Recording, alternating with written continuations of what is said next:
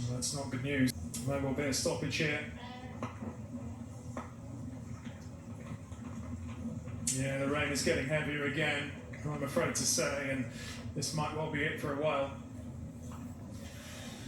We've managed 8 games, almost 1 set.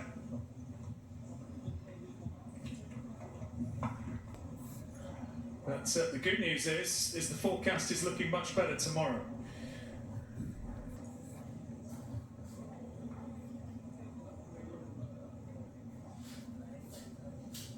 Now take place tomorrow, as will passing shower, but the players are walking off for the time being, and that will be that.